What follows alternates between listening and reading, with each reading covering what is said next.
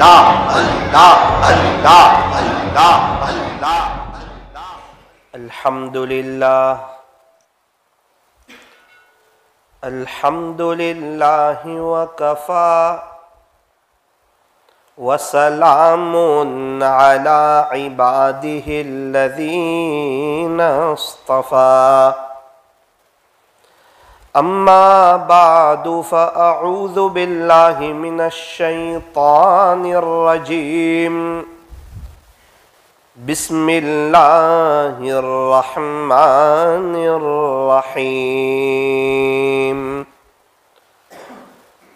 वतूबू इलल्लाहि जमीअन अय्युहल मुअमिनून लअल्लकुम तुफ्लिहून।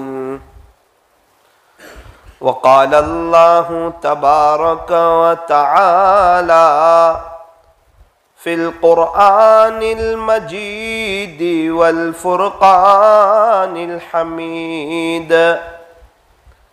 इन्नस्सलात तन्हा अनिल फ़हशाइ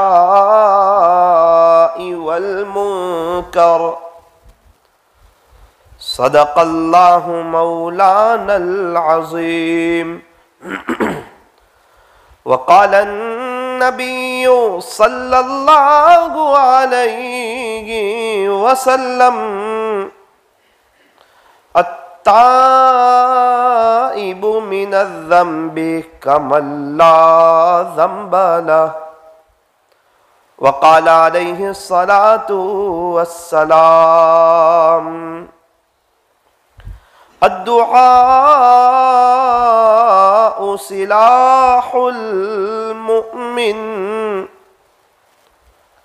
औ कमा क़ाल अलैहि अस्सलातु वस्सलाम।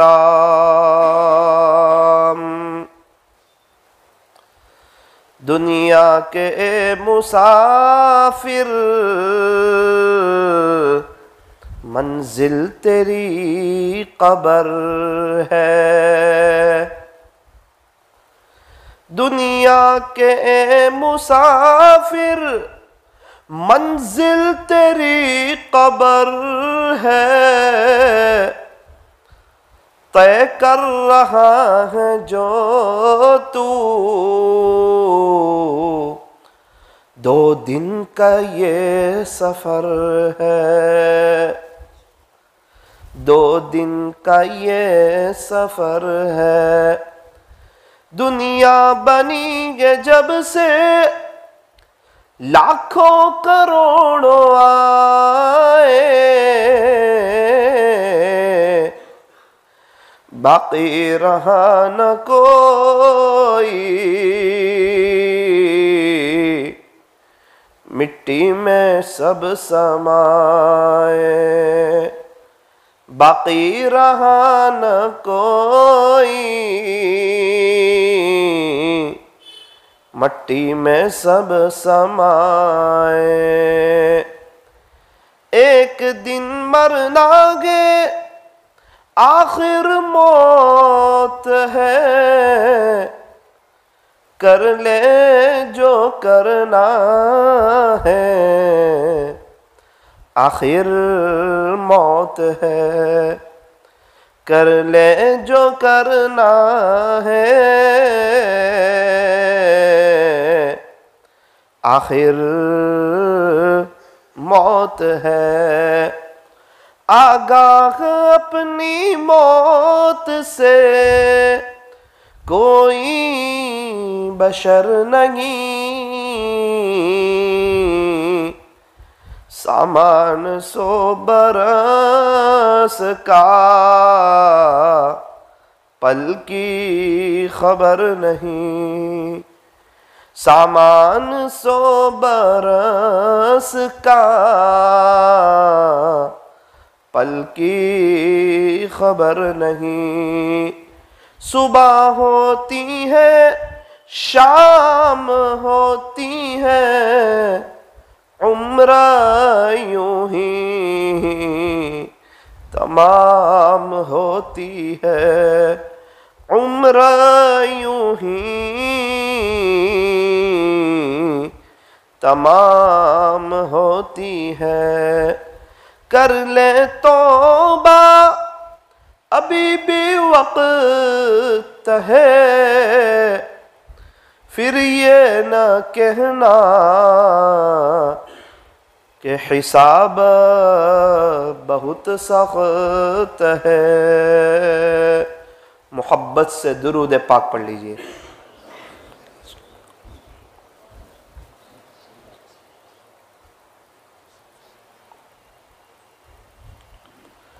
बुजुर्गान मुहतरम और अजीज नौजवानों, यूं फरमाया कि मैं और आप इस दुनिया में मुसाफिर है। जैसे सहाबा मुसाफिर थे, आए चले गए, ताबिईन मुसाफिर थे, आए चले गए, तबे ताबिईन मुसाफिर थे, आए चले गए। बहुत से अल्लाह वाले सब मुसाफिर थे। ख्वाजा साहब, पीरान पीर, बायजीद बुस्तामी, जुनैद बगदादी, फुज़ैल बिन इयाज, बिशर हाफी, हज़रत बाबा फरीदुद्दीन गंज शकर, हज़रत बाबा फरीदुद्दीन अत्तार, हज़रत जी मौलाना इलियास साहब, हज़रत जी मौलाना यूसुफ साहब, हज़रत जी मौलाना इनामुल हसन साहब, हज़रत मौलाना उमर साहब पालनपुरी, हज़रत मुफ्ती अब्दुल रहीम साहब लाजपुरी, हज़रत शेख अजमेरी रहीमहुमुल्लाह, ये सारे हज़रत मुसाफिर थे, आए और चले गए। मेरे और आपके परदादा, उनके अब्बा, वो सब भी मुसाफिर थे। आए, दुनिया में एक जिंदगी गुजारी। कितने जिन्होंने बचपना देखा, जवानी देखी, बुढ़ापा देखा, उनकी लाइफ में भी खुशी आई, गमी आई। अपनी जो अल्लाह ताला ने उनकी जो जिंदगी लिखी थी, किसी की 60 साल, किसी के 62, किसी के 65, किसी के 70, किसी के 75, किसी के 45, किसी के 50, वो वक्त गुजारा और चले गए। 150 साल पहले वाला वरियाओं में कोई नहीं, 200 साल पहले वाला रांदेर में कोई नहीं, 300 साल पहले वाला पूरे सूरत में कोई नहीं, 400 साल पहले वाला नवसारी में कोई नहीं, 500 साल पहले वाला मुंबई में कोई नहीं। ये सब कहां चले गए? सहाबा किराम जिनके बारे में हम बहुत पढ़ते रहते हैं, आज उनकी यादें ताजा हैं, वो तो दुनिया से चले गए, उनकी यादें बाकी है। फजाइल आमाल पढ़ते हैं, लिखी किसने है? फरमाया हजरत शेख जकरिया रहमतुल्लाह अलैह। अच्छा, जिन्होंने लिखी वो अभी हयात है? फरमाया ना ना ना, वो चले गए, मुसाफिर थे, चले गए, अपनी एक जिंदगी गुजारी, चले गए। कहां इंतकाल हुआ? फरमाया मदीना मुनव्वरा में, जन्नतुल बकी में आप आराम फरमा रहे हैं। जन्नतुल बकी मदीना मुनव्वरा में मुसलमानों का एक अजीम और तारीखी कब्रिस्तान है, जिसको बकीउल गरकद कहा जाता है। जन्नतुल बकी के करीब से गुजरते हैं तो कैफियत अजीब हो जाती है। मेरा अपना जाती तजरबा रहा कि जन्नतुल बकी के अतराफ से गुजरते हुए या वहां के पास से गुजरते हुए आम तौर पर ईसाले सवाब की तौफीक हो जाती है। फजर की नमाज के बाद और असर की नमाज के बाद जन्नतुल बकी का गेट खुलता है, दरवाजा खुलता है, जिसमें जायरीन लोग, जियारत करने वाले, कब्रिस्तान जाने वाले, अपनी मौत की याद को ताज़ा करने वाले, वो हजरात वहां पर जाते हैं एक बड़ी तादाद में। ये 2 वक्त हैं जिस वक्त जन्नतुल बकी कब्रिस्तान का गेट खुलता है, और 5 नमाज के बाद जब जनाजा जाता है उस वक्त गेट खुलता है। वो जनाजे के लिए होता है और जनाजे के साथ जो साथी हो उनके लिए होता है, वरना आम जायरीन के लिए, आम लोगों के लिए फजर की नमाज के बाद के वक्त और मगरिब की और असर की नमाज के बाद गेट खुलता है। एक अजीब कैफियत उस कब्रिस्तान में, अजीब नूरानियत, अजीब रूहानियत। और क्यों ना हो, हमारे नबी की लाडली बीवी अम्मा आयशा रज़ी अल्लाह अन्हा उसी कब्रिस्तान में आराम फरमा रही है, और हमारे नबी अम्मा आयशा के कमरे में आराम फरमा रहे। हजरत आयशा सिद्दीका रज़ी अल्लाह अन्हा से प्यारे नबी को बड़ा प्यार था और बड़ी मोहब्बत थी, बहुत ज्यादा मोहब्बत थी। इसीलिए एक दुआ करनी चाहिए कि बारी ताला मेरे और मेरी बीवी के दरमियान ऐसी मोहब्बत अता फरमा जैसी कि हुजूर अलैहिस्सलाम और अम्मा आयशा के दरमियान थी। अगर कोई शख्स पाबंदी से इस दुआ को करता रहेगा, अनकरीब महसूस करेगा कि उसकी बीवी उसकी फर्मा बरदार हो जाएगी, उसकी बीवी उसकी कदर करने वाली हो जाएगी, उसकी बीवी शोहर का एहतराम करने वाली हो जाएगी। और सारे ही लोग चाहते हैं कि बीवी कदर करे, बीवी एहतराम करे, बीवी इकराम करे, जो कि आज तौर पर आज के माहौल में कल अदम नजर आ रहा है। बीवी शोहर का इकराम करे ऐसा बहुत कम नजर आता है, क्योंकि हर घर में होम मिनिस्टर तो बीवी होती है, उसी की चलती है। खैर, बीवी का अपना एक मकाम है, बीवी सबको छोड़ के आती है, शोहर को चाहिए कि गुस्सा करना छोड़ दे, इंशाल्लाह उसके घर में बाहर आ जाएगी। तो नियत करो इंशाल्लाह हम अपने घर में बाहर कभी भी गुस्सा नहीं करेंगे, अपने गुस्से पर कंट्रोल। फिर आप देखना आपके घर में एक मोहब्बतों वाला माहौल कायम हो जाएगा। और अगर कोई चाहता हो कि मेरी बीवी, मेरे बच्चे मेरी आंखों की ठंडक बन जाए, तो क्या करे? एक अजीब वजीफा है, कुरान करीम की आयत है, रब्बना हब लना मिन अज़वाजिना व ज़ुर्रियातिना क़ुर्रत अयुन वजअलना लिल मुत्तक़ीन इमामा। अगर कोई चाहता हो कि मेरी बीवी और मेरे बच्चे मेरी आंखों की ठंडक हो जाए और अल्लाह मुझे बड़े ऊंचे मकाम से नवाजे, उसे चाहिए कि फर्ज नमाज का सलाम फेरने के बाद 3 मरतबा इस आयत को पढ़ लिया करें। एक शख्स आए थे मेरे पास, मौलाना मियाँ बीवी में झगड़ा बहुत है, कुछ समझ नहीं आता। ये अमल मैंने बताया था उनको, थोड़े दिन के बाद आकर बताया कि अजीब और गरीब मोहब्बत हो गई है। कुरान करीम की आयत से बता, कुरान करीम की आयत है, रब्बना हब लना मिन अज़वाजिना व ज़ुर्रियातिना क़ुर्रत अयुन वजअलना लिलमुत्तक़ीन इमामा। एक बुजुर्ग को जवानी में अल्लाह ने बहुत नवाजा था, शादी से पहले ही अल्लाह ने विलायत का नूर दिया था। वो कहते हैं कि मैं इस आयत को नमाज में आखिरी सजदे में अल्लाहुम्मा इन्नी ज़लमतु नफ्सी के बाद में 1 मरतबा पढ़ लेता था। अल्लाह ताला ने इसका मुझ पर करम यह फरमाया कि शादी की पहली रात मेरी बीवी मुझसे बेहद हो गई और आज उनके बच्चे हैं, तकरीबन सारे लड़के उनके वलीउल्लाह है। निस्बत का नूर उनके बच्चों के पास मौजूद है, उनके दामाद के पास निस्बत का नूर मौजूद है। दोनों बेटे भी खलीफा हैं, शोहर भी खलीफा हैं, अब्बा भी खलीफा थे, दामाद भी खलीफा है। अजीब व गरीब फायदा महसूस किया। आज देखो तो हर घर में झगड़े हैं, हर घर में परेशानी है, हर घर में हालात है, यह हर घर की फिजा है। तो मेरे अजीजों, एक तो ये बात है कि नियत करो इंशाअल्लाह कि रब्बना हब लना, ये जो आयत है इसको फर्ज नमाज का सलाम फेरने के बाद 3 मरतबा पढ़ेंगे इंशाअल्लाह। तो फिर आखिरी कायदे में पढ़ना है वो अल्लाहुम्मा इन्नी ज़लमतु नफ्सी के बाद, वो फर्ज और वाजिब के अलावा में सुन्नत नमाज है, जोहर की सुन्नत है, फजर की सुन्नत है, मगरिब की सुन्नत है, नफल है, तहज्जुद है, इशराक है, चाश है, अव्वाबीन है, उसमें आप पढ़े अल्लाहुम्मा इन्नी ज़लमतु नफ्सी के बाद।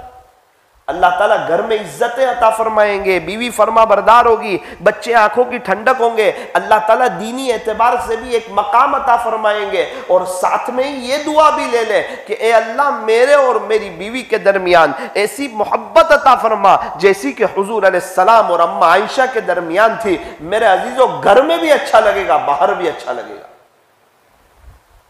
वरना एक बड़ा तबका है जो कहता है कि हमारी घरों की जिंदगी जो है ना तल्ख हो गई है। तो हमारे नबी की प्यारी बीवी, लाडली बीवी, महबूबा बीवी हजरत आयशा सिद्दीका रज़ी अल्लाह अन्हा जन्नतुल बकी में आराम फरमा रही है। हमारे नबी की तकरीबन 9 बीवियां जन्नतुल बकी में। सय्यिदना हजरत अबू हुरैरा रज़ी अल्लाह अन्हु वो भी जन्नतुल बकी में तकरीबन आराम फरमा रहे। सय्यिदना हजरत हसन रज़ी अल्लाह अन्हु जन्नतुल बकी में। हजरत उस्मान गनी रज़ी अल्लाह अन्हु फरमाया कि जन्नतुल बकी में 10,000 के करीब सहाबा जिस कब्रिस्तान में मदफून हो, तो फिर उस कब्रिस्तान की नूरानियत के क्या कहना है, रौनक के क्या कहना है, बहारों के क्या कहना है। और बकीउल गरकद वो कब्रिस्तान है जिसमें खुद हमारे नबी जाया करते थे, मरहुमीन को इसाले सवाब किया करते थे। ये वो मुबारक कब्रिस्तान है। हजरत शेख ज़करिया रहमतुल्लाह अलैह सुन्नतों पर चलते थे, सुन्नतों के दीवाने थे, सुन्नतों के दिलदादा थे, सुन्नतों पर अमल करने वाले थे। पता है एक ही जिंदगी है, वो भी फानी है, मैं मुसाफिर हूं, ये जिंदगी खत्म हो जाएगी और इसमें जैसी जिंदगी गुजारी होगी आखिरत में वैसा मकाम मिलेगा। आखिरत बरहक है, मौत बरहक है, जन्नत बरहक है, जहन्नम बरहक है, पुल सिरात बरहक है, अल्लाह से मुलाकात बरहक है, अल्लाह से मिलना बरहक है, हिसाब किताब का दिन आने वाला है और मीज़ान का वक्त आने वाला है, हिसाब किताब का वक्त आने वाला है। मुझे मेरे अल्लाह के सामने खड़े होना है, मुझे हिसाब देना है और मेरे नामे आमाल में जो भी मैं करूंगा सब लिख दिया जाएगा। यहां तक कि जब नामे आमाल में वो इंसान देखेगा कि उसकी कोई छोटी बात नहीं छूटी है, कोई बड़ी बात नहीं छूटी है, उसने मजाक में झूठ बोला, वहां लिखा होगा मजाक में झूठ बोला इसने फुला वक्त और ये गुनाह कबीरा है। जिस तरह मेरे अजीजों याद रखना, नमाज छोड़ना गुनाह कबीरा है, शराब पीना गुनाह कबीरा है, झूठ बोलना गुनाह कबीरा है, जुआ खेलना गुनाह कबीरा है, जीना करना गुनाह कबीरा है। यूं फरमाया कि मजाक में झूठ बोलना यह भी गुनाह कबीरा है। शरीयत को बर्दाश्त नहीं कि कोई झूठ बोले, मजाक में भी झूठ नहीं बोल सकते। अपनी सगी औलाद है, बाप बुला रहा है, बेटा आता नहीं, बेटा यहां 5 रुपये दूंगा, बच्चा आ गया और 5 रुपये दिए नहीं, तो शरीयत कहती है तुझे गुनाह कबीरा होगा, बड़ा गुनाह होगा। झूठ बोल के क्यों बुलाया? शरीयत इसको बर्दाश्त नहीं करती। एक बुजुर्ग से मुलाकात हुई, फोन ही नहीं रखते। कहा हजरत फोन क्यों नहीं रखते? कहा मौलाना इसमें झूठ बहुत हो जाता। मैंने कहा क्यों? बोले घर से फोन आता है, कहां पर हो, हम होते हैं कहां और बताते हैं कहां का। मिसाल के तौर पे होते हैं चौक में और बताते हैं भागा तलाव में, होते हैं रांदेर में और बताते हैं शालीमार में। तो झूठ हो जाता है और हम इसको नॉर्मल ले लेते हैं। हमने घर वालों को समझा दिया, अरे फरिश्ते ने लिख लिया, जो भी बंदा कोई नेक काम करे उसे भी लिख दिया जाता है, चाहे वो छोटी से छोटी नेकी हो। और बंदा अगर कोई बुराई का काम करे, चाहे वो छोटी से छोटी बुराई हो, फरिश्ते उसको भी लिख लेते हैं। अल्लाह का कुरान कहता है फमन यअमल मिस्काल ज़र्रतिन खैरन यरा, जो जर्रा बराबर नेकी करेगा वो भी देख लेगा। वमन यअमल मिस्काल ज़र्रतिन शर्रन यरा, और जो जर्रा बराबर बुराई करेगा वो भी देख लेगा। इंसान जब नामा अमल को देखेगा ना तो तड़पेगा कि हाय अफसोस, ये नामा अमल में न कोई छोटी चीज बाकी है न कोई बड़ी चीज बाकी है, इसमें तो सारा ही आ गया, सब लिखा हुआ होगा। अल्लाह करे कि जब मेरा और आपका नामा अमल खुले, उसमें बार बार दुरूद शरीफ आए, उसमें बार बार इस्तिग़फ़ार आए, उसमें बार बार कुरान शरीफ की तिलावत आए, उसमें बार बार वालिदैन की खिदमत आए, उसमें बार बार हम मस्जिद में हों ये आए, हम तहज्जुद में हों ये आए, हम इशराक में हों ये आए, हम चाश में हों ये आए, हम अव्वाबीन में हों ये आए। ये सब लिखा हुआ हो ताकि अल्लाह को रहम आ जाए कि तू दुनिया में मेरी मर्जी पे चलता था, जा आज तू जन्नत में चला जा और तेरी अपनी मर्जी के मुताबिक जिंदगी गुजार जा। हमारे नामा अमल में ये ना हो कि फजर में उठ के सबसे पहले इसने व्हाट्सएप चेक किया, फिर फेसबुक चेक किया, फिर यूट्यूब पे गया और फिर इसको चाश याद नहीं आई और ये चाश का वक्त था, उसके बावजूद इसने चाश नहीं पड़ी और ये सीधा अपनी दुकान पर गया और वहां जाकर इसने बदनजरी की, फिर ग्राहक को झूठ बोला, फिर अजान का वक्त हुआ, फिर भी ये अपनी दुकान पर बैठा रहा और इसने नऊजुबिल्ला ग्राहक को खुदा समझा। अरे रिस्क देने वाला ग्राहक नहीं था, रिस्क देने वाला तो तेरा अल्लाह था, तो तूने क्यों ग्राहक के खातिर नमाज को आगे पीछे कर दिया? क्या तुझे ये नहीं पता था कि 2000 का ग्राहक चला जाएगा तो मैं 5000 का ग्राहक भेजने पर कादिर हूं? क्या लॉकडाउन में तुझे नहीं खिलाया था? क्या ये ग्राहक चला जाएगा तुझे भूखा मार दूंगा? अगर ये सब सवाल हुए तो क्या जवाब? ये खुलेगा। कयामत के दिन की 3 घड़ियां बहुत खतरनाक होगी, बहुत खतरनाक होगी 3 घड़ी। उसमें एक ये घड़ी बहुत खतरनाक कि जब बंदे के वालिद साहब के नाम के साथ बुलाया जाएगा, फुला इब्ने फुला आ जाए, अल्लाह हिसाब किताब ले रहे। अभी यार 5 दिन मुंबई जाकर आए और अब्बा हिसाब ले ले तो वो नहीं दे सकते। इनकम टैक्स वाले को साल 2 साल का हिसाब नहीं दे सकते, पूरी जिंदगी का हिसाब अपने अल्लाह को देना है। और जिंदगी ऐसे गुजार रहे हैं जैसे हमेशा के लिए मुकीम है, मरना ही नहीं है। और मौत की बात है तो कहते देखा जाएगा। मौत देखी किसने? देखा जाएगा वक्त पर। मेरे अजीज तेरे कितनों के अब्बा चले गए, कितनों के दादा चले गए, परदादा चले गए, वरियाओं में रहने वाले कई लोग चले गए। हमारे सामने कब्रिस्तान जाते हैं तो सबकी शक्लें याद आ जाती है। ओहो ये उनकी कब्र, ये उनकी कब्र, ये उनकी कब्र। आज तू जमीन के ऊपर है, अनकरीब तू भी जमीन के नीचे होगा। यहां मुसाफिर है हम। ये शैतान का धोखा है कि वो कहता है जिंदगी ऐसे गुजार जैसे तुझे मरना ही ना हो, जिंदगी ऐसे गुजार जैसे तुझे अल्लाह के सामने खड़ा होना ही ना हो। तू अपनी मर्जी की जिंदगी गुजार, तू जो चाहे वो कर। तेरा जी चाहे तो फजर की नमाज में सोता रहे और तू फजर की नमाज छोड़ दे, ये शैतान कहता है। नमाज छोड़ने की बात तो बहुत दूर की, जो सिर्फ घर में नमाज पढ़ता है, घर में, प्यारे नबी को इतना गुस्सा है कि आप फरमाते हैं जिसका खुलासा के जी चाहता है कि उसके घर को, जंगल की लकड़ियों को लाकर उसके घर में आग लगा दो। हमारे नबी तो रहमदिल है, बड़े रहीम है, करीम है। जो घर में नमाज पढ़ता है उस पर इतना गुस्सा है, तो जो नमाज छोड़ देता है उससे कितने नाराज होंगे? हालांकि आप तो रहमतुल्लिल आलमीन है, आप तो उम्मत पर बड़े मेहरबान है, उम्मत पर बड़े शफीक है। आपके रहम के क्या कहने। फरिश्ते आए थे ना कि अगर आप इजाजत दें तो ताइफ को 2 पहाड़ों के दरमियान मिला दिया जाए ताकि ताइफ वालों का चूरा चूरा हो जाए। फरमाया ना ना ना, ये नहीं तो इनकी औलाद में से इंशाल्लाह ईमान लाएंगे औलाद, लेकिन छोड़ दिया जाए ताइफ वालों को। अल्लाह अकबर, क्या रहम का जज्बा है। जो मार रहे हैं, जो सता रहे हैं, 2 मौके पर आसमान के फरिश्ते रोए, उसमें एक ताइफ का वाकया है जहां पर हमारे नबी को मारा गया है और आसमान के फरिश्ते रोए। वो कैसा मारा बच्चों ने? कोई मामूली मार न मारी। मैं और आप होते तो पता नहीं क्या से क्या कहते हैं कि मैं नमाज पढ़ता हूं, नमाज जिक्र करता हूं, दीनदार हूं, उसके बावजूद मुझे मारा गया। शायद हम तो यूं कहते हैं, लेकिन अल्लाह के बाद जिनका मर्तबा है ताजदार मदीना, फख्र दो जहां, सय्यदुल अरबी वल आजम, हजरत अक़दस मुहम्मदुर रसूलुल्लाह सल्लल्लाहु अलैहि वसल्लम।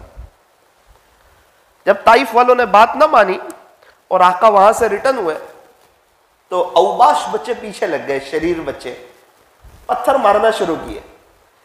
जब उन्होंने पत्थर मारे तो हमारे नबी ने दौड़ लगाई, दौड़ते दौड़ते आप गिर गए।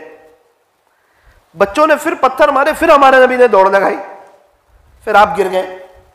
बच्चों ने पत्थर मारे, फिर हमारे नबी ने दौड़ लगाई और आप तीसरी मर्तबा गिरे, वहां बेहोश हो।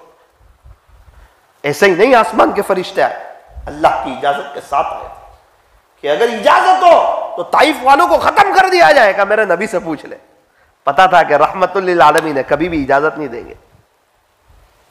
ऐसे रहमदिल, ऐसे शफीक, ऐसे रहीम मेरे और आपके आका। अल्लाह करे हमारे नौजवानों को नबी के तरीके पसंद आ जाए, नबी की जिंदगी पसंद आ जाए। हीरो की, क्रिकेटरों की, ये फानी दुनिया की, ये दुनिया के स्टारों की, जिनको आमतौर पर नमाज का पता नहीं, कुरान का पता नहीं, अल्लाह के जिक्र का पता नहीं, अल्लाह की मोहब्बत का पता नहीं, अल्लाह के इश्क का पता नहीं, सजदों का पता नहीं, उनकी जिंदगी तो एडवर्टाइज करने में, खेल कूद में और पिक्चर बनाने में, गाने बनाने में, अल्लाह और उसके रसूल का दिल दुखाने में आमतौर पे गुजरती है। हमारे जवानों को उनके तरीके पसंद आते हैं, इसीलिए वो भी परेशान और हमारे जवान भी परेशान, बेचैन, परेशान। घर में अच्छा नहीं लगता, मौलाना नहीं अच्छा लगता है। अरे कहां से अच्छा लगेगा? जब अब्बा नाराज हो तो अब्बा के घर में अच्छा नहीं लगता, जब अल्लाह नाराज हो तो फिर अल्लाह की जमीन पे अच्छा नहीं लगता। मामला अल्लाह के साथ है। ये जमीन अल्लाह की है, यह आसमान अल्लाह का है, अल्लाह ही की बादशाहत है। वही बादशाह है, वही शहनशाह है, वही अहकमुल हाकिमीन है, उसी की चलती है। सारी दुनिया का निजाम कौन चला रहा है? फरमाया कि अल्लाह चला रहा है। खालिक कौन है? फरमाया अल्लाह। मालिक कौन है? फरमाया अल्लाह। पालनहार कौन है? फरमाया अल्लाह। बादशाहों का बादशाह कौन है? फरमाया अल्लाह। इज्जतें कौन देता है? का अल्लाह देता है। जलील कौन करता है? का अल्लाह करता है। बादशाहत कौन देता है? फरमाया अल्लाह। बादशाहत छीनता कौन है? फरमाया अल्लाह। रात को दिन में और दिन को रात में तब्दील कौन करता है? फरमाया अल्लाह करता है। अंडे से बच्चे को कौन निकालता है? फरमाया अल्लाह निकालता है। ये फल फ्रूट कौन निकालता है? फरमाया अल्लाह निकालता है। बीज डालने वाले तो बीज डाल देते हैं, फलों को तैयार कौन करता है? फरमाया अल्लाह करता है। ये सब्जी कौन उगाता है? फरमाया अल्लाह उगाता है। ये भैंस के थन में दूध कौन पहुंचाता है? फरमाया अल्लाह पहुंचाता है। काली भैंस है और सफेद कलर का दूध है, कोई जोड़ नहीं। हरा रंग का चारा खाती है, रंग एकदम काला है, चारा खा रही है वो एकदम हरा है, और दूध जो निकल रहा है वो एकदम सफेद है। अपनी कुदरत बता रहा है, वो अपनी ताकत बता रहा है। एक तरफ गोबर है, एक तरफ खून है, दोनों नापाक चीज है। मिम्बैन कुरान करीम में है, याद नहीं आ रहा कि खून और गोबर के दरमियान से अल्लाह ताला ये दूध को लबनन खालिसा, इतना साफ शफाफ दूध कौन निकालता है? मिम्बैन फरसिन वदम लबनन खालिसा, वो अल्लाह निकालता है। उसके थनों में दूध कहां से आता है? कि अल्लाह के खजाने से आता है। मौलाना वो चारा खाती है ना तो दूध बनता है। हाँ, वो असबाब है, असबाब। मैं आपको मिसाल दूं, भैंस के थन में 5 लीटर दूध मौजूद है। कितने लीटर? 5 लीटर। रोजाना शाम को 5 लीटर निकलता है। अभी भी उसके थन में 5 लीटर दिख रहा है। 1 लीटर निकाल लिया, अब कितना बाकी रहा? 4 लीटर। अब अगर कोई भैंस को जुबा करे तो चेक करें कि उसके अंदर एक कतरा भी दूध नहीं होता, तो कहां चला गया? रोजाना 5 लीटर निकलता है, अभी 1 लीटर निकाल लिया, हाथ लगाते तो फिर निकल रहा है दूध। अभी उसको जुबा किया तो अंदर एक कतरा भी नहीं होता। कहां से आता है दूध? दूध भी बता रहे अल्लाह को पहचानो। दूध में मलाई कहां से आती है? ओहो हो, क्या मेरा अल्लाह की कुदरत है। घी कहां से निकलता है? मक्खन कहां से बनता है?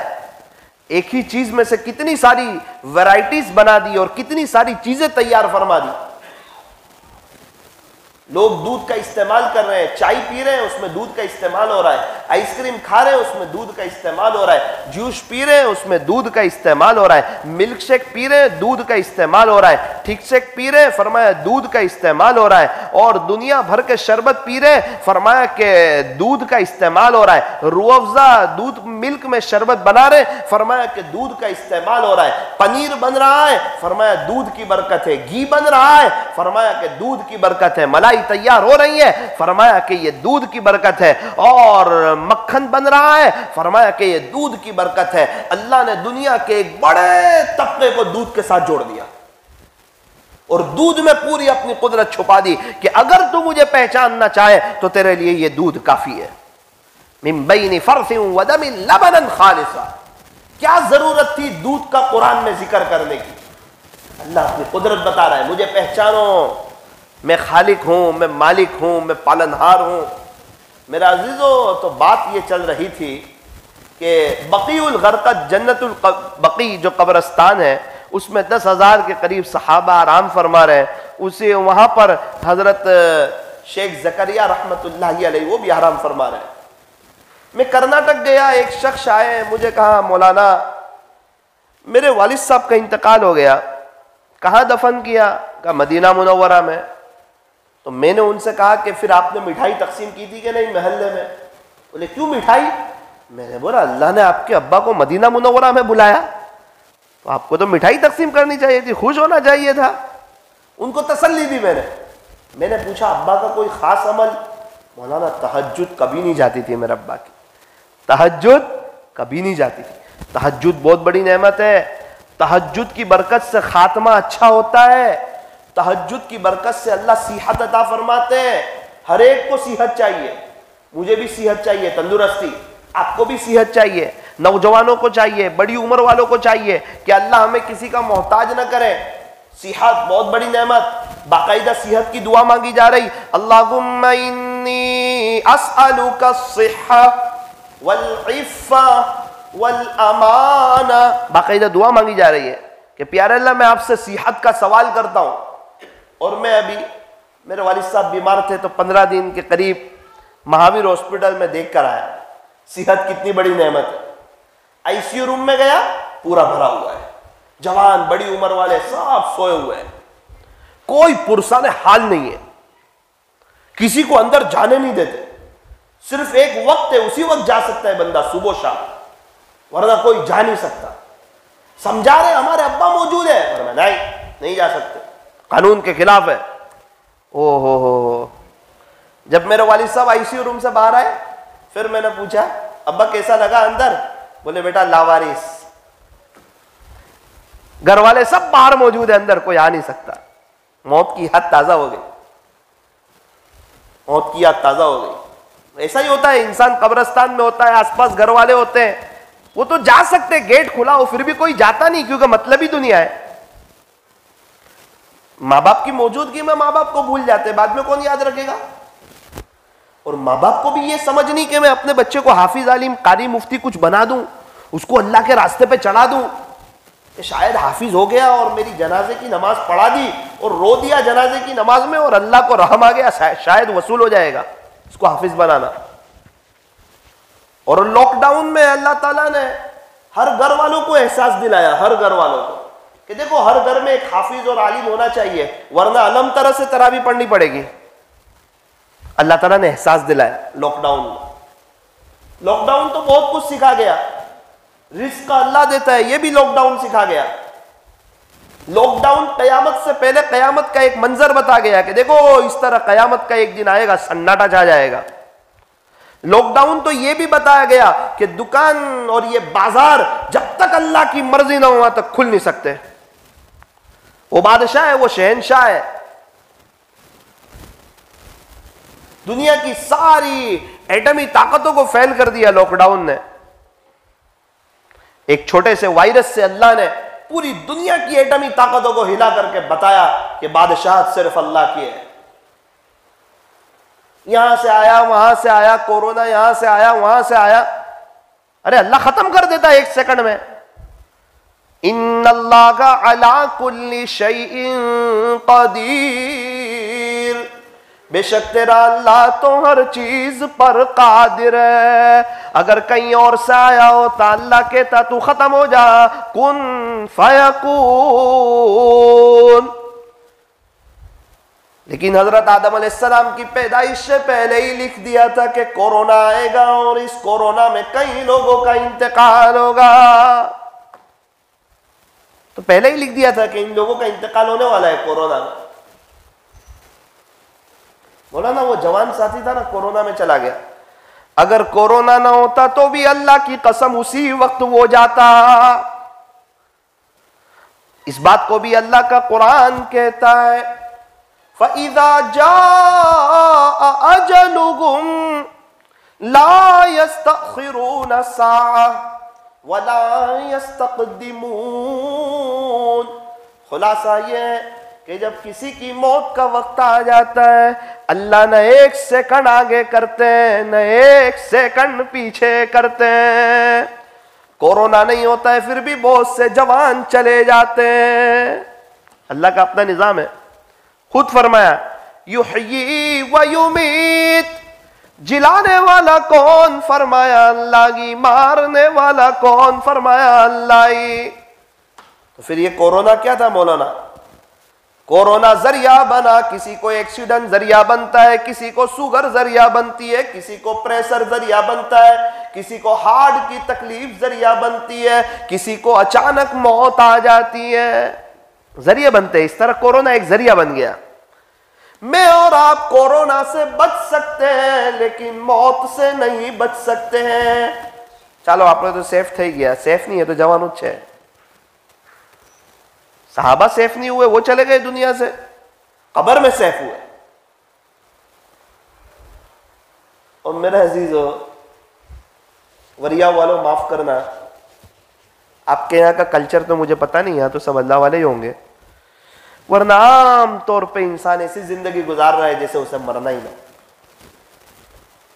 हर एक को शैतान ने पट्टी घुमा रखी है, अभी तेरे पास बहुत लंबा वक्त है, अभी तूने दुनिया देखी का है। मेरा अजीज, दुनिया देखनी नहीं है। हर एक को यही समझाता है शैतान। 70 साल वाले को भी कहता है आपड़ा था पहला चाहता 105 वर्ष ना थे किया, बहुत टाइम है अभी। नौजवानों को भी यही कहता है कि बाद में तौबा कर लेना ना। हालांकि कब्रिस्तान ऐसे नौजवानों से भरे पड़े जो यूं कहते थे कि बुढ़ापे में तौबा करेंगे। वो चाहते थे तौबा करेंगे, अल्लाह के होंगे, दाढ़ी रखेंगे, इस्लामी लिबास में आएंगे, इजार टखनों से ऊपर करेंगे। ये अल्लाह के दुश्मन बन के कोई मरे, दोस्त बन के ही मरेंगे, लेकिन बाद में।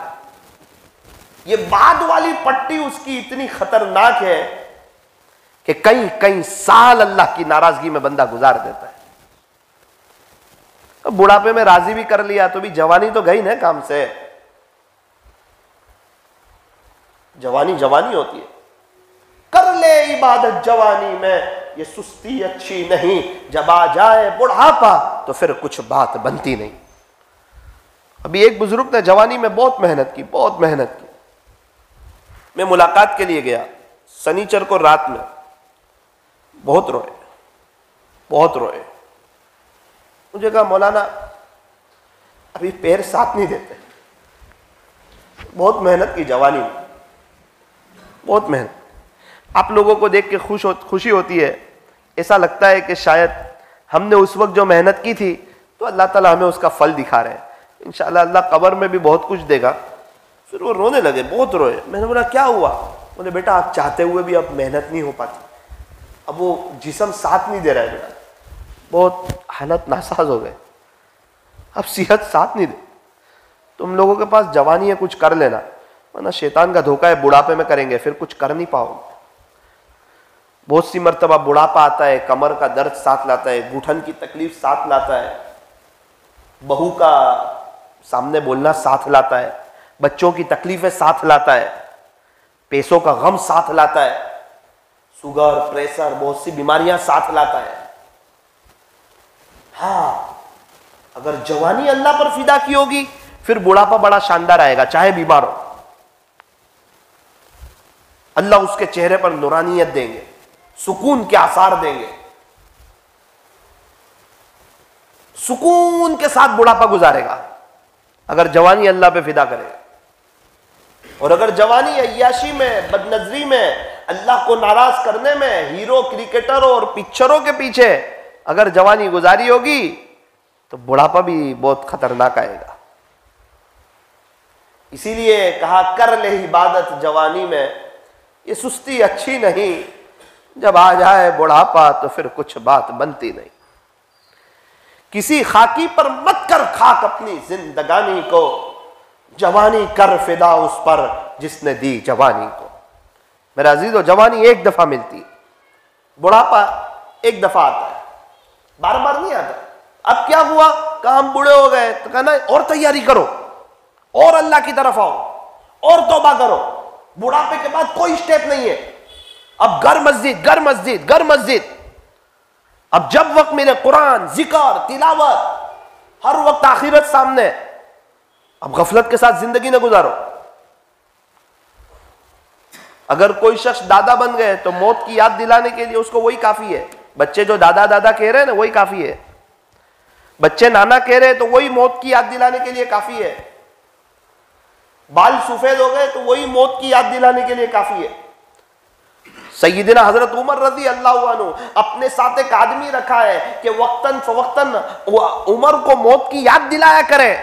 आहा, हुजूर के सहाबी हैं, खिलाफत का जमाना है, हुजूर के साथ एक लंबा अरसा गुजारा है, कई साल हमारे नबी के साथ, कई सफरों में हजरत उमर हमारे नबी के साथ, हमारे नबी के खुसर अशरा मुबशरा में अबू बकर फिल जन्ना उमर फिल जन्ना, कई दफा हुजूर की जुबानी सुना है मैं अबू बकर और उमर, मैं अबू बकर और उमर। हुजूर ने यूं फरमाया कि हमारे नबी तो आखिरी नबी है, हमारे नबी ने फरमाया अगर मेरे बाद कोई नबी होता तो उमर होता, होता तो उमर होता, होगा नहीं, अगर होता तो उमर होता। नबियों वाले सिफात मौजूद है सैयदना हजरत उमर रज़ी अल्लाह अन्हु के अंदर, वो तकवा है और अल्लाह ने जो रौब दिया है, फरमाया उमर तू जिस गली से गुजरता है शैतान भी उस गली से भाग जाता है। यह है सैयदना हजरत उमर, बड़ा रौब, एक ऊंचा मकाम, दबदबा, वलवला। अल्लाहु अकबर कर। और अपनी खिलाफत के जमाने में हुजूर की जुबानी जन्नत की बशारत सुन चुके हैं, इसके बावजूद अपने साथ एक आदमी रखा हुआ है, उमर को वक्तन फवक्तन मौत की याद दिला दिया कर। अंगूठी बनवाई थी, उसमें लिखवाया था कफा बिल मौती वाइज़न या उमर, ए उमर मौत की याद दिलाने के लिए, ए उमर नसीहत के लिए, कफा बिल मौती वाइज़न या उमर, के उमर नसीहत के लिए तो मौत ही काफी है। इससे बड़ी क्या नसीहत होगी कि हम मर जाने वाले हैं, दुनिया से चले जाने वाले हैं। कितने मालदार थे, चौकीदारी करके चले गए, उनका बंगला था, आज देखो कब्रिस्तान में उनका बंगला है, तो कहा ना वो तो उनके बच्चों के नाम पे चढ़ गया, उनका तो मरण दाखला बन गया। उनकी जमीन तो कहा अब उनकी नहीं है। वसीयतनामा लिखना चाहिए, वसीयतनामा लिखते लिखते एक शख्स ऐसा होता है कि उसका उस माल में कोई हिस्सा नहीं होता। एक शख्स वसीयत लिख रहा है, वसीयत लिख रहा है, एक शख्स ऐसा है कि उसका उसमें उस वसीयत में उसका कोई हिस्सा नहीं है उस माल में, और वो खुद वसीयत लिखने वाला है। एक करोड़पति इंसान है, लिख रहा है इतने इसको देना, इतने इसको देना, वो तो शरीयत देखेगी बाद में क्या लिख के जाता है, लेकिन उसमें उसका ही कोई हिस्सा नहीं है। कमाया उसने, मेहनत की, कोशिश की, खाली याद जाएगा। इसीलिए एक बुजुर्ग ने कब्रिस्तान में कहा था सब झूठे सोए हुए। किसी ने कहा हजरत क्या कहते हो? कहा हाँ, ये कहते थे मेरा घर है, मेरी गाड़ी है, मेरा बंगला है। कहाँ इनकी गाड़ी, कहाँ इनके बंगला, कहाँ इनकी जमीन, कहाँ इनके दस्तावेज? ये सब झूठे सोए हुए, ये सब झूठे सोए हुए। इसलिए फरमाया कि आखिरत की तैयारी खुद कर जाओ। अल्लाह ने कुछ नवाजा हो ना, तो कुछ छोटी सी चीज बेचकर कहीं मस्जिद बनवा दो, कहीं कुआं खुदवा दो, कहीं सदका जारिया में कुछ काम करवा दो। आप लिख कर रख देना, शायद हमारी औलाद की औलाद हमारे लिए इसाले सवाब नहीं करेगी। ये मतलबी दुनिया है, मतलबी दुनिया है।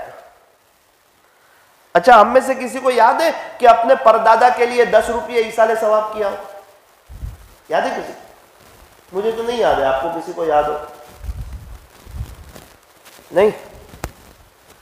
क्या ख्याल है, बच्चों के बच्चे अपने लिए करेंगे कि दादा बहुत अच्छे थे, करोड़ों की जमीन छोड़ के गए, थोड़ा सा 500 रुपये नहीं देंगे? बाप करोड़ों रुपये छोड़ के जाता है, बच्चा 1 लाख बाप के नाम पे देने के लिए तैयार। ये मतलबी दुनिया है। बाप का सही इलाज कराने के लिए तैयार नहीं उसकी जिंदगी में। मतलब की है दुनिया सारी, मतलब के हैं सब संसारी। ये दुनिया तो 4 दिन की चांदनी, फिर अंधेरी रात है, फिर अंधेरी रात है। कुछ सोचो अपने बारे में, कुछ तरतीब बनाओ, कुछ कर जाओ अल्लाह के लिए। अपनी दुनिया से अपनी आखिरत को बना करके जाओ, अपनी आखिरत बर्बाद करके न जाओ। मैं आपको ये नहीं कहता कि आप जो है ना अपने बच्चों के लिए कुछ न रखो, ना ना ना ना, बच्चों को गरीब छोड़ के न जाओ। अल्लाह ने दिया हो तो बच्चों को मालदार छोड़ के जाओ, कुछ आखिरत के लिए तो कुछ करके जाओ। शायद मेरी बात बुरी लगे तो माफ करना, कब्र में इस हाजिज को याद करोगे, दुआ दोगे, दुआ दोगे, बाद में 1000 रुपए कोई नहीं देगा।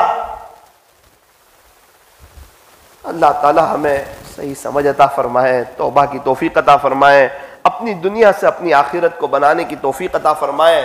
तो जिस तरह हमारे दादा परदादा ये सब मुसाफिर थे, मेरा अजीजों मैं और आप भी मुसाफिर है। ऐसा लगता है कि यहीं रहेंगे, अभी बहुत वक्त है, और मौत देखी किसने, वो तो देखा जाएगा, वो उसका वक्त आएगा, और जब वक्त आएगा जब देख लेंगे ना मेरे अजीज, वो मौत देख लेंगे ऐसी चीज नहीं है। कब्र में सांप बिच्छू है तो देख लेंगे, अल्लाह नाराज हुआ मौत के वक्त तो क्या देख लेंगे? क्या पता कल सुबह, कल इस वक्त हम कब्र में हो, कल नहीं तो कभी और तो जरूर होंगे। मैं इस नतीजे पर पहुंचा, जिसका भी इंतकाल होता है उसके 24 घंटे पहले उसको यह पता नहीं होता कि कल इस वक्त मैं कब्र में होऊंगा। अभी मैं देखकर आया, हमारे यहां एक नौजवान शख्स, कोई बीमारी नहीं, तकलीफ नहीं, परेशानी नहीं, तकरीबन मगरिब की नमाज पढ़ी, इमाम साहब के साथ हंसी मजाक की, 20-25 मिनट में फोन आया, इंतकाल हो गया। क्या हुआ? बस बेटे थे, अचानक तकलीफ हुई, इंतकाल हो गया। सुबह में दफन कर दिया। दूसरे दिन शाम को मेरे को ख्याल आया कि इमाम साहब साथ मस्ती कर रहे थे, इनको पता नहीं होगा कि कल मैं मगरिब नहीं पढ़ सकूंगा, कब्र में होऊंगा। क्या पता आखिरी बयान हो, क्या पता आपकी आखिरी मजलिस हो, या हो सकता है अल्लाह आगे भी मौका दे, पता तो है नहीं। लेकिन फरमाया जिंदगी तो कैसी गुजारो, बोलने वाला समझे हो सकता है आखिरी बयान है, सुनने वाले समझे हो सकता है आखिरी मजलिस है, ताकि तौबा करें, वरना तो सुनते रहेंगे और एक कान से सुन के दूसरे कान से निकालते रहेंगे। ये तो बोलने वाले बोलते आके चले जावे, ना ना ना ना ना, ये कोई रस्म नहीं है, ये कोई रिवाज नहीं है। ये तो बोलने वाला भी अपनी मौत को याद रखे, सुनने वाले भी याद रखे, बोलने वाले भी तौबा करे, सुनने वाले भी तौबा करें। बोलने वाला भी अल्लाह की तौफीक का मोहताज, सुनने वाले भी मोहताज। बोलने वाला ज्यादा मोहताज है। मैं बोलता हूं तो पहले मेरे कान सुनते, आपके तो बाद में सुनते, तो मुझे अमल की ज्यादा जरूरत है कि तू बोलता है तो तू पहले खुद अमल कर। तो मेरे अजीजों, ये सारी बातें आपको इसलिए सुना रहा हूं कि ये कोई बयान बन के न रह जाए। भाई क्या हुआ? तो क्या बयान हुआ। कैसा हुआ? तो क्या बयान बहुत अच्छा हुआ था। बयान तो अच्छा होगा, दीन की बात अच्छी नहीं होगी। वो मेवात के जमात का साथी बात करे कि कोई मौलाना बात करे, दीन की बात तो अच्छी ही होती है, दीन की बात तो बुरी होती नहीं। तो अभी तक जिंदगी में जितने बयान हुए वो खराब हुए, तो कहना सब अच्छे हुए, वो मतलब नहीं है। वो बयान से मेरी जिंदगी में क्या फर्क आया? नमाज में मेरा ध्यान बढ़ा, मुझे कुछ सदका करने की तौफीक हुई, मुझे कुछ दुआ में हाथ उठाने की तौफीक हुई, ये असल देखना है। मुझे क्या फायदा हुआ? मैं यहां से जाऊं तो मैं सोचूं कि साकिब तुझे क्या फायदा हुआ आज के बयान? आप अपने बारे में सोचो, मुझे क्या फायदा हुआ? हर एक चाहता है कि दूसरा सुधर जाए, इसलिए कोई नहीं सुधरता है। इस्लाह मुआशरा के प्रोग्राम का सही मानों में नतीजा क्यों बाहर नहीं आ रहा है? इस्लाह मुआशरा के जो बड़े बड़े प्रोग्राम होते हैं, बहुत से बोलने वाले भी सोचते हैं पूरा मजमा तौबा कर ले हुए। जिसने प्रोग्राम रखा होता है ना, वो भी सोचता है कि दूसरे सब सुधर जावे, और नेक लोग भी सोचते हैं कि नौजवान बहुत गफलत में, ये सुधर जावे, और ये सोचते हैं कि वो सुधर जावे। हर एक की नीयत दूसरे की है, इसलिए सुधरता कोई नहीं है। प्रोग्राम हो गया, खत्म हो जाए। यूं फरमाया कि हर एक अपनी नीयत को चेंज करे, अपनी नीयत को टटोले। ना ना मैं तौबा करूं, आप लोग सोचे कि आप तौबा करें। टटोलना, गौर फिक्र करना, समझदारी के साथ जिंदगी गुजारना, यह असल है। हिकमत, माफ कर देना, सब्र कर जाना, और इंसान कर सकता है। माफी की चीज अपने अंदर पैदा कर सकता है, रहम का जज्बा अपने अंदर ला सकता है। एक शख्स जा रहे थे, एक बुजुर्ग, तो उनके पैर में जोर से लकड़ी लगी। वो लगी थोड़ी जोर से तो हजरत पूरे हिल गए, ये क्या हो? गुस्सा आ गया। फितरी चीज है, गुस्सा आता है, बर्दाश्त करना पड़ता है। हजरत ने पीछे मुड़ के देखा, तो एक नाबीना शख्स था, वो रास्ता ढूंढने के लिए लकड़ी ऐसे ऐसे कर रहा था, तो उसका हाथ जोर से लगा तो लकड़ी लग गई पैर में। गुस्सा आया था और जैसे ही देखा नाबीना है तो रहम आ गया और उसको पूछा, चाचा आपको कहां जाना है? मंजिल पे छोड़ गया। हालांकि मार लगी है, लेकिन देखा नाबीना है तो रहम आ गया। तो इंसान अगर हर वक्त ये सोच ले कि शायद मैं इसको माफ करूंगा तो मेरा अल्लाह मुझे माफ कर देगा, मुझे भी तो अल्लाह के सामने खड़ा होना है, तो फिर रहम आ जाएगा, रहम। प्यारे नबी ने फरमाया, इरहमू मन फिल अर्द यरहमुकुम मन फिस समा। तुम जमीन वालों पर रहम करो, आसमान वाला तुम पर रहम करेगा। फरमाया तुम जमीन वालों पर रहम करो, आसमान वाला तुम पर रहम करेगा।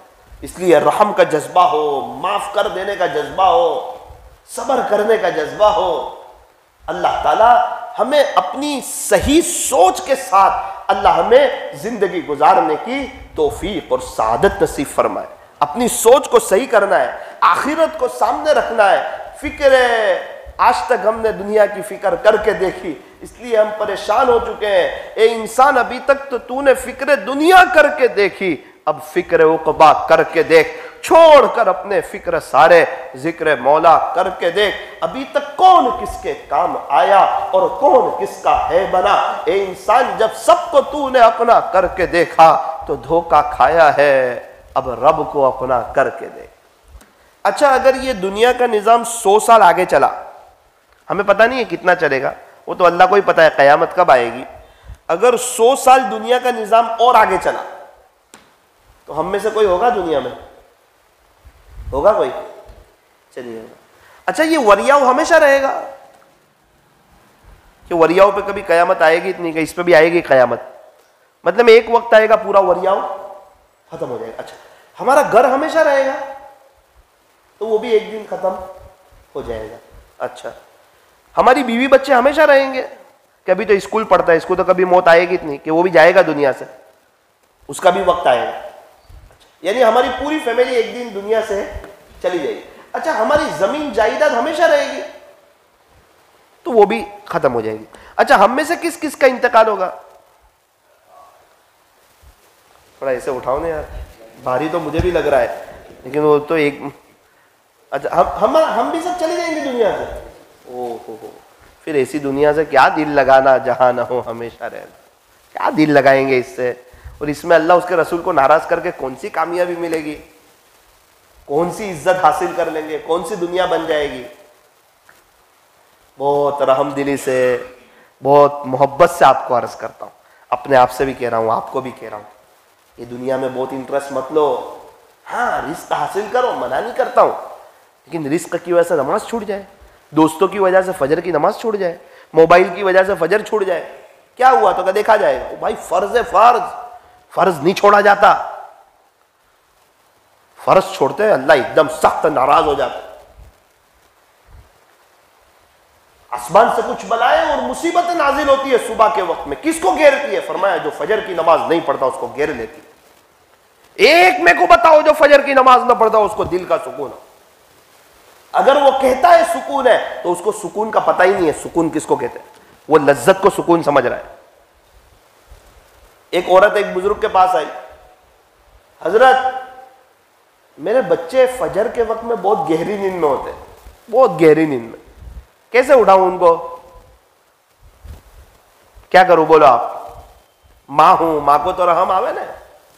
हजरत ने फरमाया कि मिसाल के तौर पे 6:30 बजे फजर होती है, 6:30 बजे तेरे घर में आग लग जावे,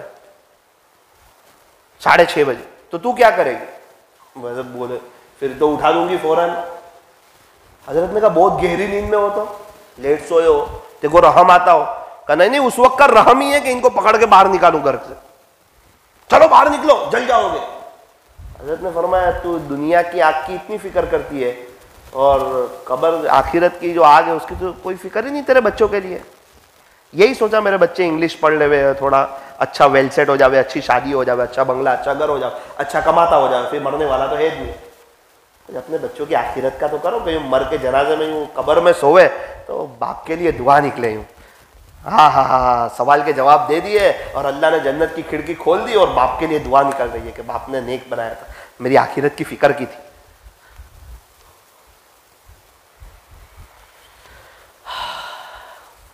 तो तय करो इंशाअल्लाह नमाजों का एहतमाम करेंगे इंशाअल्लाह। दुनिया के ए मुसाफिर, अभी तो बात इस पे चल रही है, आगे क्या है? मंजिल तेरी कब्र है, कि मंजिल तेरा बंगला है, तो मंजिल तेरी कब्र है। अच्छा, अभी ये जो दुनिया में जिंदगी गुजार रहे वो क्या तय कर रहा है जो तू, 2 दिन का ये सफर है। ये तो ऐसे गुजर जाएगा, तेरे को पता भी नहीं चलेगा। अभी तेरे को लग रहा है बहुत वक्त है, तू अपने बचपने को याद कर। याद है मकतब गया था वो, कहता है ख्वाब लगता है, स्कूल गया था वो याद है, कहता है ख्वाब लगता है। इसी तरह जिस तरह बचपना ख्वाब लगता है, जवानी ख्वाब लगेगी, फिर इंतकाल होगा तो बुढ़ापा और पूरी जिंदगी ख्वाब लगेगी। मुझे पिछले 30 साल ख्वाब लग रहे हैं, जिसके 60 हो गए उसको पिछले 60 साल ख्वाब लग रहे हैं। इंतकाल हो जाएगा तो मेरा अजीजों पूरी जिंदगी एक ख्वाब लगेगी। ये वक्ती दुनिया है, फानी है।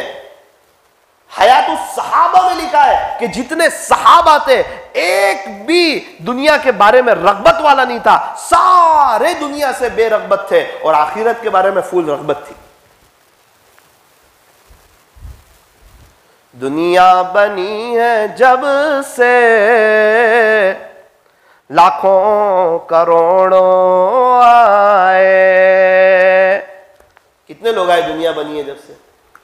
तो फिर देख इंसान, याद रख वो इंसान थे तेरे जैसे, फिर उनका क्या हुआ? बाकी रहा न कोई, मट्टी में सब समाए, मिट्टी में सब समाए। दुनिया में तो सोते हैं ना तो नरम बिस्तर भी होता है, और कब्र में सोएंगे तो इंशाल्लाह मखमल का होगा, कि नहीं? थोड़ा ठंडी बहुत है तो कुछ नीचे बिछा गए ऐसा, थोड़ा जाड़े वाला गद्दा, बहुत मालदार थे ऐसा ना। बादशाह हो या गरीब, दोनों की कब्र सेम। नमाज में ही बता दिया कि बादशाह और गुलाम आजू बाजू में, तो गुलाम पीछे खड़ा रहे, फरमाया ना ना ना ना ना, एक ही सफ में खड़े हो गए महमूदो अयाज, न कोई बंदा रहा न बंदा नवाज। अल्लाह के सामने दोनों ही गुलाम, बादशाह कोई नहीं। उम्र में जा रहे, बादशाह का लिबास अलग होगा, तो कहा नहीं वो भी 2 चादर के साथ आवे, टोपी ना हो, खुले बाल हो, बिखरे हुए बाल, इस तरह आवे, खुशबू लगावे, का जीनत की कोई चीज इख्तियार न करे, सादगी के साथ आए, अपने आप को मिटा करके आए। तो मेरे अजीजों, वरिया वालों, जब न वरियाव रहेगा, जब न हमारी दुकान रहेगी, जब न हमारी प्रॉपर्टी रहेगी, जब न मोबाइल रहेगा, जब न हमारी फैमिली रहेगी, जब न हमारा रिश्तेदार रहेगा, जब न मैं रहूंगा, जब न आप रहेंगे, फिर कौन रहेगा? सिर्फ तेरा रब बाकी रहेगा। कुल्लु मन अलैहा फान, एक वो दिन आने वाला है हर चीज फना हो जाएगी। व यबका वजहु रब्बिका जुल जलाली वल इकराम, सिर्फ और सिर्फ तेरे रब का जाहो जलाल बाकी रहेगा। अगर अभी नबी के तरीके के खिलाफ जिंदगी गुजारी तो फिर क्या मुंह बताएंगे अल्लाह उसके रसूल। मौका है, मेरे पास भी मौका है, आपके पास भी मौका है। क्या करें? पूरा यू टर्न ले लो, यू टर्न, जिंदगी पूरी चेंज। कैसे वक्त गुजारूंगा, मैं क्या करूंगा? कुछ नहीं, सब अल्लाह करेगा। जुनैद जमशेद रहमतुल्लाह अलैह ने जिंदगी चेंज की, अल्लाह ने कहां से कहां पहुंचाया। कब्र खोदने वाला कहता है जुनैद की कब्र से, जुनैद की कब्र खोद रहा था तो मिट्टी से खुशबू आ रही थी, खुशबू आ रही थी। वो करेगा अल्लाह। जब तौबा नहीं की थी तो एक मुल्क में मशहूर थे, तौबा की अल्लाह ने नज़्में पढ़वाई, पूरी दुनिया में मशहूर कर दिया जुनैद को। जुनैद के इंतकाल पे अल्लाह ने एक बड़े तबके को रुला दिया। क्या बात है? का जुनैद हमारा हो गया, हम जुनैद के हो गए। अल्लाह वो पहले गाना गाता था, पहले यूं करता था, ना ना, जब तक सांस चल रही है तौबा का दरवाजा खुला हुआ है। खुदा के दरबार में कोई भी आएगा वेलकम पाएगा, मरहबा पाएगा, अहलन व सहला पाएगा, अपने अल्लाह को इस्तेकबाल करता हुआ पाएगा। तो मेरे अजीजों, सैयदना हजरत उमर रज़ी अल्लाह अन्हु अपने साथ एक आदमी रखा हुआ है, इतने ऊंचे दर्जे के सहाबी है कि उमर को वक्तन फवक्तन मौत की याद दिला दिया करें, एक और उसकी तनख्वाह देते थे। एक वक्त आया और कहा कि अब आप कुछ और काम कर लीजिए। तो उसने कहा, उमर अब मौत की याद की जरूरत नहीं है, मौत की याद की जरूरत नहीं है। तो दाढ़ी में या बाल में कुछ सफेद बाल हो गए होंगे, तो कहा था कि ये जो मुझे सफेद बाल आ चुके हैं, ये अब मुझे मौत की याद दिलाने के लिए काफी है।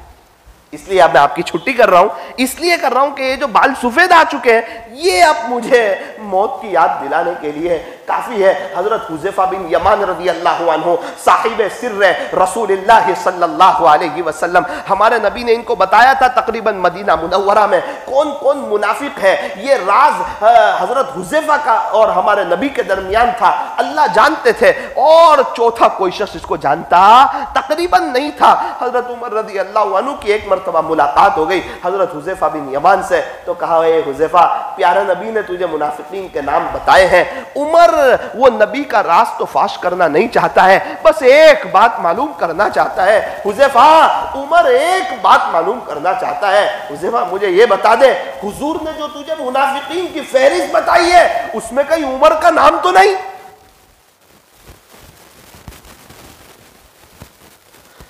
ओह, लाइटें बंद कर दीजिए, अंदर बाहर।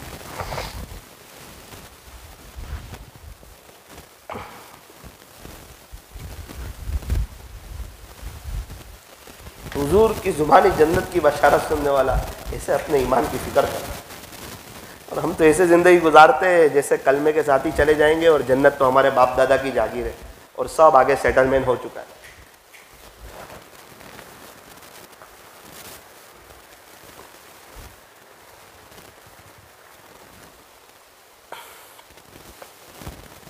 मेरा अजीज़ों, अब आंखों को बंद कीजिए।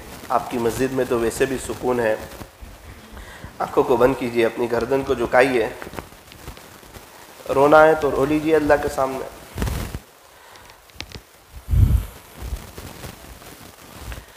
जो नेक समझता है अपने आप को, अल्लाह उसको रोने की तौफीक नहीं देती।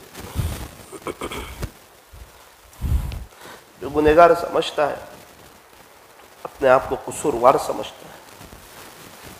अपने इतने ऊंचे दर्जे के सहाबी यार, हजरत उमर रज़ी अल्लाह, क्या मकाम है हजरत उमर का। वो क्या वक्त होगा, हजरत हुज़ैफा रज़ी अल्लाह अन्हु की क्या कैफियत हुई होगी जब अमीरुल मोमिनीन हजरत उमर रज़ी अल्लाह अन्हु ने पूछा, ए उमर, ए हुज़ैफा, हुजूर ने जो तुझे मुनाफिकीन की फहरिस्त बताई, उसमें कहीं उमर का नाम तो? ए अल्लाह, हजरत उमर जैसे अपने बारे में फिक्रमंद, हम जैसे दुनियादार लोग अपने बारे में एकदम बेफिक्र है। अल्लाह, शायद हमने इसको सीरियस न लिया, जिंदगी को एक मजाक ले लिया, हर एक दूसरे को देखता रहा। हालांकि आपने इम्तिहान लेने के लिए नहीं भेजा था दुनिया में कि तू देखना कौन नेक है, कौन बद है, कौन क्या करता है बस्ती में, जरा अच्छी तरह देख के आना। अल्लाह ने इसलिए नहीं भेजा था। ए इंसान, तू किसी के ऐब को बेनकाब न कर, खुदा उसका हिसाब करेगा, तू उसका हिसाब न कर। हर एक दूसरे को देख रहा है और उसकी हकारत दिल में लिए बैठा है और खुदा की नजर रहमत से गिर चुका।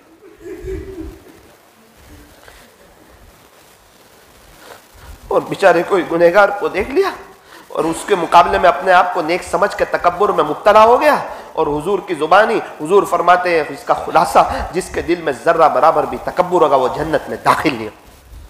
इसीलिए मना किया था इम्तिहान न ले दुनिया में। एक मदरसा है, मैं चला जाऊं वहां और बैठ जाऊं, चलो बच्चों आओ इम्तिहान दो, मोहतरम साहब हाथ पकड़ के बाहर निकाल देंगे, आपको बुलाया ही नहीं इम्तिहान लेने। अल्लाह ने कभी नहीं कहा दुनिया में जाके मेरे बंदों का इम्तिहान। हमें क्या हो गया, ये झूठ बोलता है, ये यूं करता है, इसका पैसा ऐसा है, इसके बच्चे ऐसे हैं, तू कौन है? तो मैं बायजीद हूं। मेरा अजीज, वो तो कब्र में पता चलेगा कौन क्या।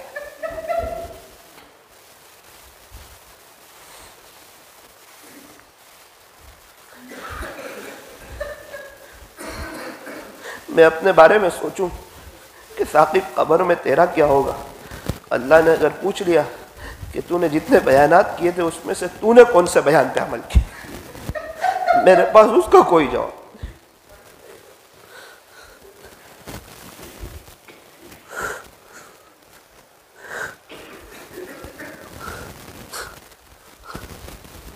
सवाल होगा जवानी कहां गुजारी, कोई जवाब है?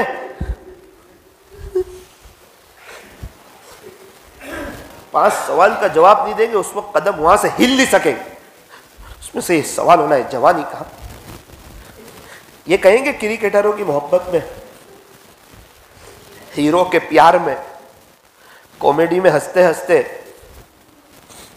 दोस्तों की महफिल में बदनजरी करते करते अल्लाह माहौल जैसा था, आप बोलो मैं क्या करूं, ये कह सकोगे?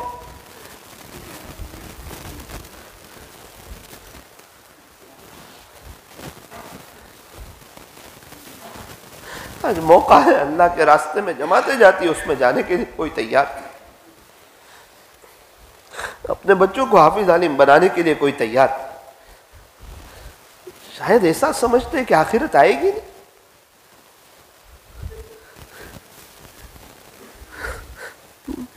बच्चा कोई इंजीनियर डॉक्टर बन जाए वो तैयार है, और अगर हाफिज बन जाए और जन्नत में अल्लाह तुम्हें ताज देगा उसके लिए माँ बाप तैयार है।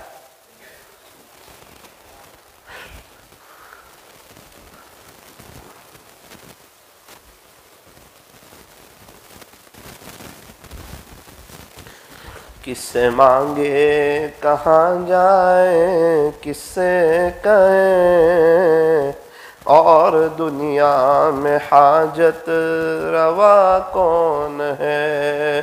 सबका दाता है तू, सबको देता है तू, तेरे बंदों का तेरे सिवा कौन है। कौन मकबूल है, कौन मरदूद है, कौन मकबूल है, कौन मरदूद है।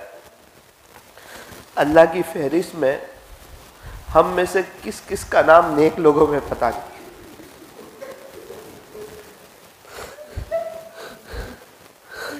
दुनिया वालों की फहरिस्त में तो बहुत सौ का होगा।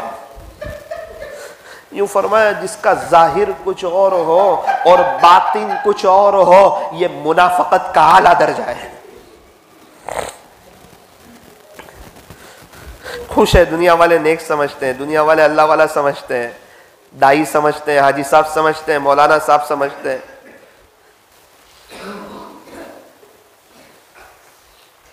कौन मकबूल है, कौन मरदूद है, बेखबर क्या खबर, तुझको क्या कौन है।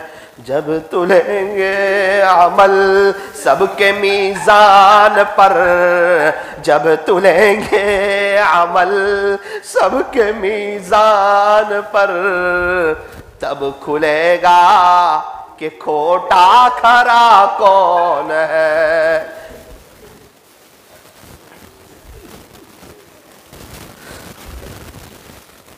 कभी कभार इंसान बहुत गुनहगार होता है, लेकिन नदामत के आंसू बहाता है अल्लाह को रहम।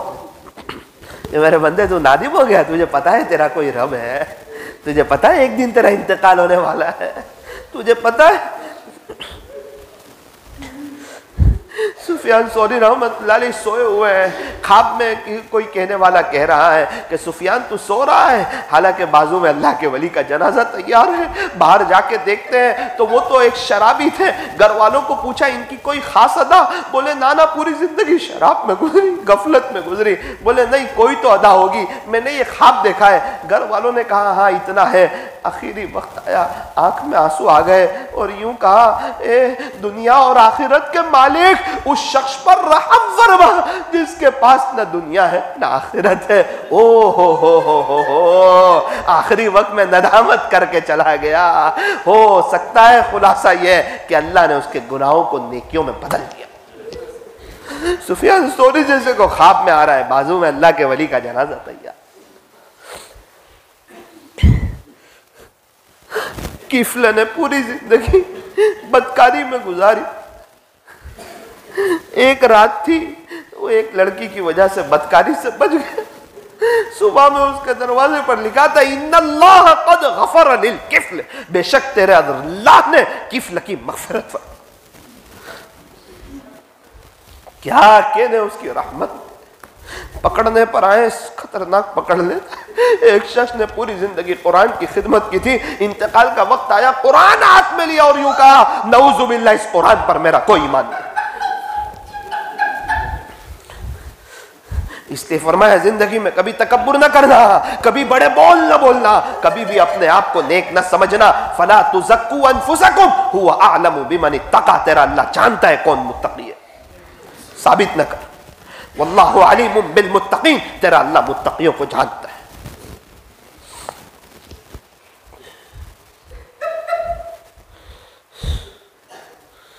ला इलाहा इल्लल्लाह मुहम्मदुर रसूलुल्लाह सल्लल्लाहु अलैहि वसल्लम। ला इलाहा इल्लल्लाह ध्यान के साथ पढ़े। ये भी तसव्वुर हो कि अल्लाह मौत के वक्त भी ये कलमा याद दिला देना। मेरा अजीज़ों बहुत थोड़ा सा वक्त लिया जाएगा, इस वक्त को बहुत तलब के साथ गुजारो, तड़प के साथ गुजारो। अल्लाह देख रहे हैं, क्या पता किसी की हिदायत की यही घड़ी हो। ला इलाहा इल्लल्लाह, ला इलाहा इल्लल्लाह, ला इलाहा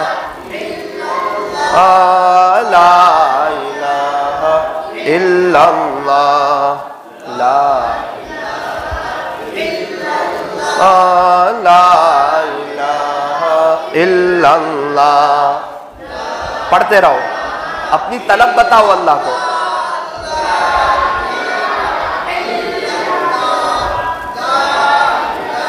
हम अपनी तलब बताए, कोई हमारी कब्र में नहीं आएगा।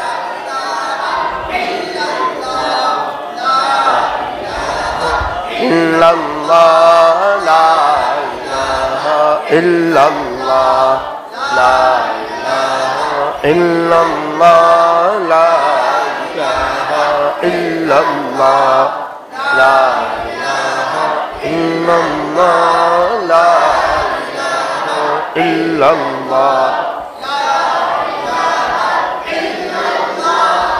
ला इलाहा इल्लल्लाह,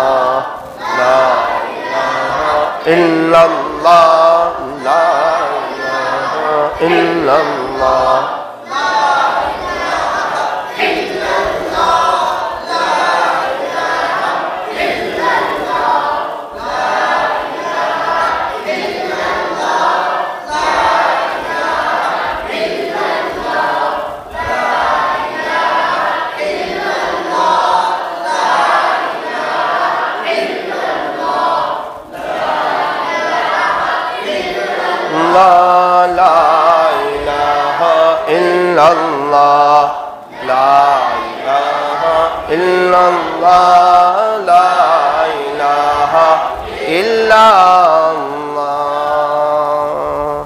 मुहम्मदुर रसूलुल्लाह सल्लल्लाहु अलैहि वसल्लम। हाथ उठाइए, दुआ कर लीजिए। एक बात याद रखना, जो अल्लाह के सामने रोता है, अल्लाह किसी और के आगे उसको रोने नहीं देता। जो अल्लाह के सामने हाथ फैलाता है, अल्लाह किसी और के आगे उसको हाथ फैलाने नहीं देता। ये मत समझना हम रोएंगे तो अल्लाह पर एहसान करेंगे। अल्लाह को हमारी ज़रूरत नहीं, हमें अल्लाह की ज़रूरत है। अल्लाह तो खुद बादशाह है। छोटे बच्चे का कोई काम रुकता नहीं है, हालांकि कमाना नहीं जानता, बोलना नहीं जानता, रोना जानता है। अल्लाह वालों का कोई काम रुकता नहीं है क्योंकि रोना जानते हैं। एक काश ये फार्मूला हमें समझ आ जाए, दुआ वाला, रोने वाला, ज़िंदगी में बाहर आ जाए। हाथ उठाइए, दुआ कर लीजिए। अल्हम्दुलिल्लाह रब्बिल आलमीन, हम्दन कसीरन तय्यबन मुबारकन फीह कमा युहिब्बु व यर्दा। या रब सल्लि व सल्लिम दाइमन अबदन अला हबीबिका खैरिल खल्क़ि कुल्लिहिम, ला इलाहा इल्ला अंता सुब्हानक इन्ना कुन्ना मिनज़ ज़ालिमीन। प्यारे अल्लाह, रहीम वाला, करीम आका, अल्लाह जी, प्यारे अल्लाह, कहाँ से शुरू करें? न मांगना आता है, न मांगने का सलीका है, न मांगने का ढंग है, और आपसे मांगने के जो उसूल और आदाब है उससे भी हम नावाकिफ़ हैं। अल्लाह जी, हम इतना जानते हैं कि हम बहुत बड़े गुनहगार, कोई छोटे मोटे गुनहगार नहीं है, बहुत बड़े गुनहगार है, बहुत बड़े बहुत बड़े बहुत बड़े। ये अल्लाह कितने गुनाह तो ऐसे कर लिए कि आपके गुनाह लिखने वाला जो फरिश्ता है वो भी शायद शर्मिंदा हो गया होगा कि हुजूर का उम्मती इस हद तक भी गुनाह कर सकता है। जब उसके नामा आमाल में वो गुनाह खुलेगा, अल्लाह के सामने खड़ा होगा, पता नहीं किस मुंह के साथ खड़ा, क्या मुंह बताएगा अल्लाह। हमें इतना मालूम है कि हम बहुत बड़े गुनहगार, और अल्लाह हमने अपने बड़ों से ये भी सुन रखा है कि आप बहुत बड़े रहम खाने वाले हैं, और ये भी सुन रखा है आप रहमान, और ये भी सुन रखा है आप पहले ही बड़े बड़े पापियों को माफ कर चुके हैं, और ये भी सुन रखा है कि आपकी रहमत आपके गुस्से पर गालिब है। ये भी सुन रखा है कि आपने जहन्नम के सिर्फ 7 और जन्नत के 8 दरवाजे बनाए हैं। ये भी सुन रखा है कि आप सारी दुनिया की माओं से ज्यादा अपने बंदों से प्यार करते हैं। ए अल्लाह, ए अल्लाह, ए अल्लाह, ए अल्लाह, ए अल्लाह, ए अल्लाह, ए अल्लाह, हम गुनहगार, खताकार, सियाकार, मुजरिम और पापी, और हमारा तेरे जैसा रहमान रब, करीम रब, रहीम रब, ए अल्लाह रहम खा लीजिए, माफ कर दीजिए, माफ कर दीजिए, माफ कर दीजिए, माफ कर दीजिए, माफ कर दीजिए, माफ कर दीजिए, माफ कर दीजिए, रब्बे रहीम माफ कर दीजिए, या गफूर या मदूद माफ कर दीजिए, या रहमर राहिमीन माफ कर दीजिए। अल्लाह आप माफ नहीं करना चाहते फिर भी माफ कर दीजिए, आपको हुजूर का वास्ता माफ कर दीजिए, नबी के ताइफ के सफर का वास्ता माफ कर दीजिए, प्यारे नबी ने अपने पेट पर जो दो पत्थर जो बांधे थे उसका वास्ता माफ कर दीजिए। हमारे नबी के घराने में कई वक्त तक चूल्हा नहीं जलता था, आका के उन फाकों का वास्ता, अज़वाज मुतहहरात की उन कुर्बानियों का वास्ता माफ कर दीजिए, आका की गारे सोर की रातों का वास्ता माफ कर दीजिए, माफ कर दीजिए, हम गुनहगारों को माफ कर दीजिए। ये अल्लाह हमारे गुनाहों को नेकियों से बदल दीजिए, नेकियों से बदल दीजिए, अभी ही दिल की दुनिया बदल दे अल्लाह, अभी ही बदल दे, गुनाहों की नफरत इसमें कूट कूट के भर दे, गुनाहों की नफरत डाल दे, नेकियों का शौक अता फरमा, खुशू और खुजू वाली नमाज अता फरमा। ये अल्लाह आपके सामने हाथ फैलाने की तौफीक अता फरमा, ये तौफीक दे दे जब भी मस्जिद में आए हाथ उठाए बगैर न जाए, चाहे 1 मिनट 2 मिनट आपके सामने मांग करके जाए। ये अल्लाह हमारे पिछले सारे गुनाहों को माफ फरमा, आज की मजलिस को अपनी बारगाह में कबूल फरमा, हमारे लिए आखिरत में नजात का जरिया फरमा, कहने सुनने में कुछ कमी ज्यादती गलती हो गई हो अपने फजल से मुआफ फरमा। इस मजलिस के लिए जिन जिन हजरात ने मेहनतें की हो, कोशिशें की हो, उनकी कोशिशों को कबूल फरमा कर उनकी नस्लों में आपके औलिया पैदा फरमा।